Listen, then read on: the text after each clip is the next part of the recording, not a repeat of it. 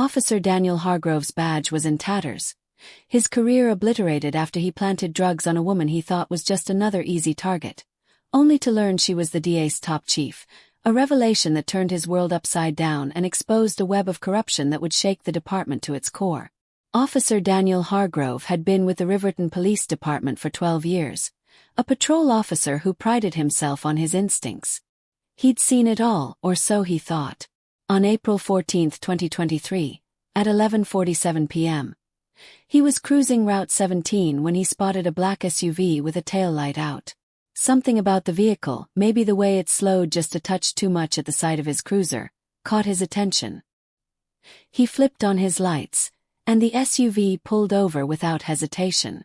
"Evening, ma'am," Hargrove said, approaching the driver's window, his flashlight cutting through the darkness. "License and registration, please." The woman behind the wheel was calm, her hands steady as she reached for her documents. "Here you go, officer," she said, handing over her ID. Her voice was even, professional, but Hargrove barely glanced at her face. He was already running the playbook in his head. "Ma'am, do you know why I pulled you over?" he asked, scanning her license. The name read Elena Marquez, 42, from Washington, D.C. Nothing unusual, but Hargrove's gut told him there was something here. He'd been under pressure lately.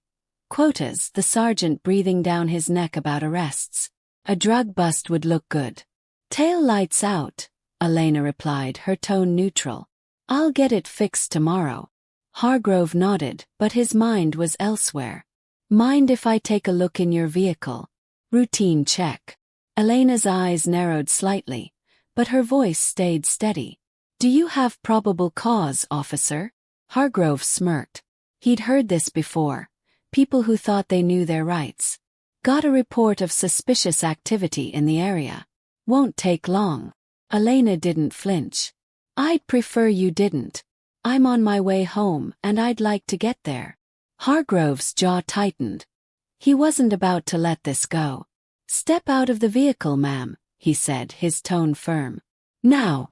Elena sighed but complied, stepping onto the shoulder of the road. Hargrove motioned for her to stand by the cruiser while he began his search. He'd done this dozens of times. Slipped a small baggie of white powder into a glove compartment, a center console, somewhere easy to find. It was a trick he'd learned early on, one that had padded his arrest record and earned him nods from the higher-ups. Tonight, he tucked a baggie under the passenger seat, making sure his body cam was angled just right to avoid catching the move. "Ma'am, I'm gonna need you to explain this," he said, holding up the baggie a minute later, his voice dripping with mock surprise. Elena's expression didn't change. "That's not mine," she said flatly. "You know it's not." Hargrove chuckled, shaking his head. "That's what they all say. Hands behind your back." As he cuffed her, Elena spoke again, her voice low but clear. "You're making a mistake, officer. A big one." Hargrove ignored her, reading her rights as he led her to the cruiser. He called for backup, and within minutes, another patrol car arrived. Officer Lisa Tran stepped out, her brow furrowed as she took in the scene. "What's the situation, Dan?" Tran asked, glancing at Elena, who stood silently by the cruiser. "Found cocaine in her car," Hargrove said, holding up the baggie. "She's denying it, of course." Tran looked at Elena, then back at Hargrove. "You sure about this? She doesn't seem." "I know what I found," Hargrove snapped. "Book her." At the station, Elena was processed like any other suspect. Fingerprints, mugshot, the works. But she didn't protest, didn't demand a lawyer. She just watched, her eyes sharp, taking in every detail. Hargrove noticed but brushed it off.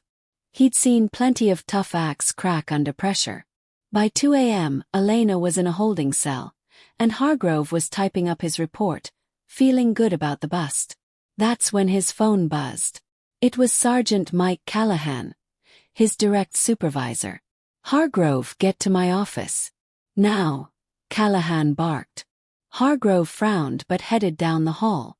Callahan was behind his desk, his face pale, a manila folder open in front of him. "Sit down," he said, his voice tight. "What's up, Sarge?" Hargrove asked, leaning back in the chair. Callahan slid a photo across the desk. It was Elena Marquez, but not from her mugshot. This was a formal headshot, the kind you'd see on a government website. Below it was a title: Elena Marquez, Administrator, Drug Enforcement Administration. Hargrove's stomach dropped. "What the hell is this?" "That," Callahan said, his voice barely controlled, "is the woman you just arrested. The head of the DEA, Dan. You planted drugs on her." Hargrove's mouth went dry. "No, that's not. She didn't say. She's not." "She didn't have to say anything," Callahan cut in. "Her office called 10 minutes ago. They've got your body cam footage already. You're done." Hargrove's mind raced. This is a setup. She was driving a civilian car, no plates, no. "Shut up," Callahan snapped. "You think the DEA chief announces herself on a traffic stop? She was off duty, heading to a family thing. And you idiot, decided to play dirty." Hargrove gripped the arms of the chair. I thought. "You thought you'd pad your stats," Callahan said. "And now the feds are crawling up our asses. Internal Affairs is on the way. And the chief's already talking suspension." Hargrove's voice cracked. "Mike, you know me. I didn't mean." Callahan leaned forward, his eyes hard. "You've been cutting corners for years, Dan. We all knew it. But this is career suicide." By morning the station was buzzing. Word had spread, and Hargrove felt the stares as he walked to the locker room to clear out his things. The union rep had already told him he was on administrative leave, effective immediately. Internal Affairs wanted to interview him at 10 a.m., but the feds were circling too. Elena Marquez had been released within hours, her record spotless, her demeanor unchanged. She'd said nothing to Hargrove, but her silence was louder than any threat. At 9:30 a.m., Hargrove sat in the IA office, his hands sweating. Detective Sarah Klein, a no-nonsense investigator, sat across from him, a recorder between them. "Officer Hargrove," Klein began, "let's start with the traffic stop. Why did you search Ms. Marquez's vehicle?" Hargrove swallowed. "Suspicious activity in the area. She was evasive." Klein raised an eyebrow. "Evasive how?" She questioned my authority," Hargrove said. "Didn't want me searching her car." Klein jotted a note. "And the drugs? You found them under the passenger seat."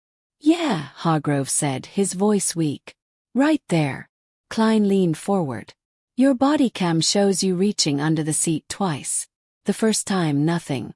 The second time you pull out a baggie. Care to explain?" Hargrove's heart pounded. I must have missed it the first time." Klein's eyes narrowed. "Or you planted it. We've got footage from a nearby gas station, Dan. It shows you handling something in your pocket before the search." Hargrove's face went white. That's not what happened." Klein didn't blink. "We also have your history. 6 complaints in the last 3 years, all for questionable searches. 2 settled out of court.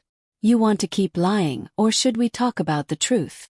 Hargrove's mouth opened, but no words came. He was trapped. By noon, the feds had arrived. 2 agents in sharp suits, their badges gleaming. They didn't speak to Hargrove directly, but he overheard them talking to the chief. Words like corruption probe and department-wide audit floated through the air, each one a nail in his coffin. Elena Marquez, meanwhile, was back in D.C. by evening. She didn't speak to the press, didn't need to. Her office issued a statement. The DEA is cooperating with local authorities to ensure a thorough investigation. Administrator Marquez is unharmed and resuming her duties. But those who knew her said she was furious, not at Hargrove, but at the system that let him operate unchecked for so long. Hargrove's life unraveled quickly. His wife, Karen, was livid when she heard the news.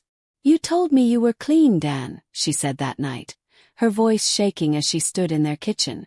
"You swore you weren't doing that."